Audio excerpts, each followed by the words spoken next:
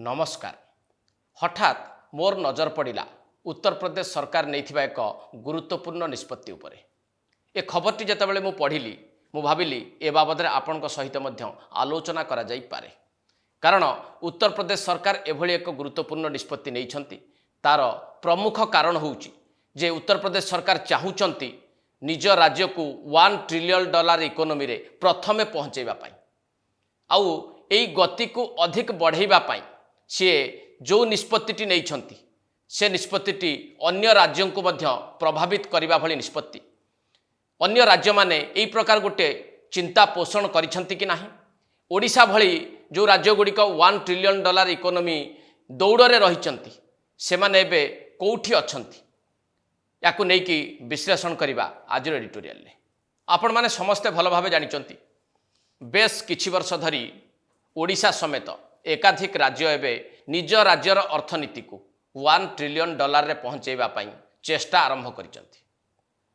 आउ एई राज्य गुड़िक भितरे जदि टिके भल भावे आमे अनुशीलन करिबा ताहले उत्तर प्रदेश जो प्रकार उद्यम करुछि ताहा अन्य मानक पई मध्य उदाहरण हेई पारे। मु काहे कथाटी कहली ना उत्तर प्रदेश सरकार ए निकटरे गोटे बड़ निष्पत्ति नैछंती। कौन से निष्पत्ति ता उपर टिके नजर पकांतु। उत्तर प्रदेश सरकार निष्पत्ति होउची जे जदि उत्तर प्रदेश अर्थनीति को $1 ट्रिलियन इकोनॉमी रे पहुँचेबा को सरकार चाहूचंती ताहले फोकस कहा उपर करबा को पड़िबो राज्यर स्टार्टअप इकोसिस्टम उपरे। ए कथाटी को उत्तर प्रदेश सरकार बुझिबा परे स्टार्टअप इकोसिस्टम को किभली बढ़ा जाई पारिबो से नै कि नीतिगत भाव रे निष्पत्ति नैछंती आउ से नहीं कि गोटे नुआ पॉलिसी भी आनिचंती।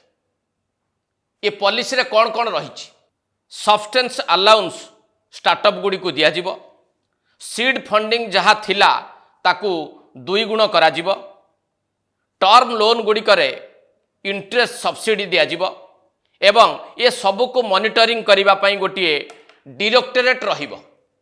ये होची उत्तर प्रदेश सरकारंकर निया जाइथिबा निष्पत्तिर अंश विशेष। केवल सेतिक नुहे ए स्टार्टअप इकोसिस्टम को अधिक मजबूत करिबा पाई किछि कोर एरिया मध्य खोजिचंती उत्तर प्रदेश सरकार। अर्थात को एरिया गुड़ी को ऊपर अधिक स्टार्टअप इकोसिस्टम को डेवलप करा जाई परिबो। से एरिया भितर रही आर्टिफिशियल इंटेलिजेंस बा एआई, रोबोटिक्स, क्वांटम टेक्नोलॉजी एवं स्पेस टेक्नोलॉजी। अर्थात यही क्षेत्र में जो माने स्टार्टअप करने को चाहिए से अग्राधिकार देवे उत्तर प्रदेश सरकार। भावंतु केते गुरुत्वपूर्ण निष्पत्ति उत्तर प्रदेश सरकार नहीं छंती। राज्यर युव वर्ग को चाकरी पछरे न गोड़े चाकरी सुजोग अन्य मानक पई सृष्टि करिबा पाई ए निष्पत्ति किभली भाव में प्रभावित करने को जाउछि। आउ जो सेक्टर गुड़ी को फोकस करिसेंती उत्तर प्रदेश सरकार आर्टिफिशियल इंटेलिजेंस कहतु, रोबोटिक्स कहतु, क्वांटम टेक्नोलॉजी कथा कहतु, ये गुड़िक मध्य अधिक भाव में आकर्षित करिबो आजिर युव वर्ग को बा आजिर युवपीढ़ी को। यह जे कहीं भी निस्संदेह कहि पारे। तेणु उत्तर प्रदेश सरकार ये जो गुरुत्वपूर्ण निष्पत्ति नेले नुआ पॉलिसीटी आनिले ता द्वारा उत्तर प्रदेश अर्थनीति खूब शीघ्र $1 ट्रिलियन इकोनॉमी रे प्रवेश करने को जाउछि। यही प्रकार गोटे बड़ संकेत बा बड़ आभास मिलला ना नहीं। ये सबू शुणिबा परे आपण मनरे मध्य इच्छा होउथुबो जे उत्तर प्रदेश भली ओडिशा भी $1 ट्रिलियन इकोनॉमी रे पहुँचीबा पाई आगरु घोषणा करि सारिछि। पूर्व सरकार घोषणा करिथिला, ए सरकार भी घोषणा करिसंती। ताहले एई प्रकार किछि उद्यम करूछंती कि नाही। आम राज्य रे स्टार्टअप इकोसिस्टम किभली भाव में चलुछि।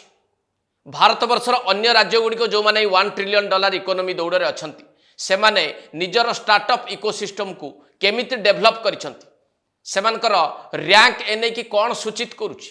ए सबु प्रश्नर उत्तर आपण पाइबे एई तथ्यरु। 2026 मसीह रे जो रैंकिंग टी प्रस्तुत करा जाइछि भारत वर्षर समस्त राज्यर स्टार्टअप इकोसिस्टम बाबद रे ता उपर टिके नजर पकई नियंतु। जो थे बेस्ट परफॉर्मर तालिकार आगे रही सबुठु गुजरात, गोवा एवं अरुणाचल प्रदेश भली छोट छोट राज्य टॉप परफॉर्मर भितर रही कर्णाटक, तमिलनाडु, उत्तर प्रदेश, पंजाब, हिमाचल प्रदेश एवं लीडर तालिकार आगे रही उत्तराखंड आउ आस्पायरिंग लीडर्स तालिकार रही ओडिशा। ओडिशा तलकू अन्य राज्यगुड़िक आस्पायरिंग लीडर्स तालिकार स्थानित होती। ये हूँ 2026 स्टाटस रिपोर्ट। या व्यतीत स्टार्टअप इकोसिस्टम रे आम देशर टॉप परफॉर्मर कौ माने ता भी आपण माने टिके जानिबा दरकार बा जानिबा को चाहिए निश्चय। एमान को भितरे सबुठु आगरे थिबा राज्य होउची गुजरात जे प्रथम स्थान रे रही स्टार्टअप इकोसिस्टम रैंकिंग रे। कर्णाटक रही द्वितीय स्थान रे, तमिलनाडु रही तृतीय स्थान रे, उत्तर प्रदेश रही चतुर्थ स्थान रे एवं ओडिशार स्थान होउची अष्टम। एई तथ्यरु अंतत पक्षे आपण माने बुझी पारिथिबे जे $1 ट्रिलियन अर्थनीति रे पहुंचीबा पई जो दौड़ बा जो रेस आरंभ होईछि सेठी उत्तर प्रदेश कोठी अछि, गुजरात कोठी अछि, तमिलनाडु कोठी अछि, कर्णाटक कोठी अछि आउ ओडिशा कोठी अछि।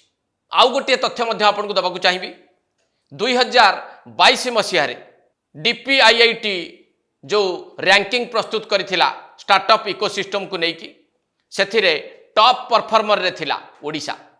2026 रे डीपीआईआईटी जो रैंकिंग टी प्रस्तुत करिछि एथिरे ओडिशा खसी आसीछि आस्पायरिंग लीडर्स तालिका को। ये होउछि ओडिशार सामग्रिक स्थिति जहाँ आम राज्यर स्टार्टअप इकोसिस्टम बाबद रे बयान करने को एवं बुझाक यथेष्ट। परिशेष रे यही जो तथ्य गुड़ी को आपन पाखे रखिली या देखि सारिबा परे आपण माने कौन भावुचंती जे $1 ट्रिलियन इकोनोमी रे पहुंचीबा पाई जो चेष्टा अन्य राज्य माने करि आसुछंती बा करूछंती सेमानक तालिका रे ओडिशा आज कोठी रहिछि।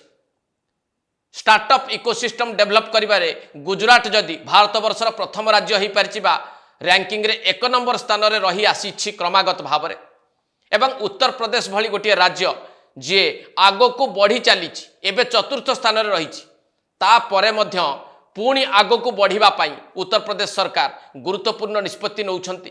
स्टार्टअप इकोसिस्टम को डेभलप करिबा पाई नुआ पॉलिसी आनुचंती। सेतिक बेले ओडिशा भली राज्य कौन करिबा उचित? गुजरात एवं उत्तर प्रदेश को अनुकरण करिबा उचित ना नुहे? उत्तर प्रदेश सरकार आभिमुख्य द्वारा ओडिशा सरकार प्रेरित हवा आवश्यकता अछि कि नाही? आ जदि ओडिशा सरकार एक कथा चिंता न करती उत्तर प्रदेश गुजरात सरकार ठारू किछि शिखिबाकू न चाहती ताहले भाबंतु जे ओडिशा जो लक्ष्य धार्य करिछि $1 ट्रिलियन इकोनोमी रे पहुंचीबा पाई ए लक्ष्य धार्य पूरण हो पार तो। एड शेष करबा एडिटोरियल को नमस्कार।